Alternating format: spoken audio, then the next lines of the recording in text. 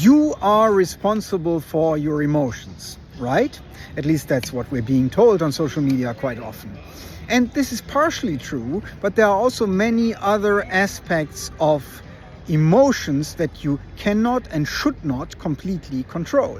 Like, for instance, in relational dynamics, there's a phenomenon called co-regulation. And in a negative way, it can go like this. The more a certain feeling is not allowed by your partner, the more a certain feeling is pushed away by your partner, the more this feeling will tend to come up, and the more this feeling will tend to want to be expressed. And the more it's pushed away, the more it wants to express itself. So, of course, you can be responsible for this feeling and start becoming aware of it, processing it, learning to express it better, and so forth. But if the relational dynamic doesn't change, and that means if the other person's pushing away of that feeling, no matter how you express it, doesn't change, your feeling will still come up again and again and again. So you can only change this if both of you meet in the middle, if the other person stops pushing that feeling away.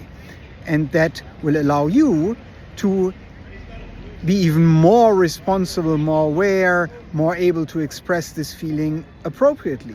It's much harder to express your feeling appropriately if it's constantly pushed against and pushed away and suppressed by the other person. And that is why we are not 100% internally in control of our feelings. Other factors outside of us, like relational dynamics, play a part. So in that case, the relational dynamic has to change. Both people need to change, or you need to leave the relational dynamic. Because if you stay in the relational dynamic, no matter how much therapy you do, no matter how much coaching you do, no matter how in charge of your feelings you become, it will not stop as long as the dynamics don't change. So feelings are an important feedback mechanism for what's going on in our lives. They are not things which we're supposed to control 100%. They are things which we can become aware of, and which we can listen to, and which we can address, and the factors we can address, like the relationship dynamics, and then we can work together on that in a relationship. But they should not be suppressed or controlled, but listened to.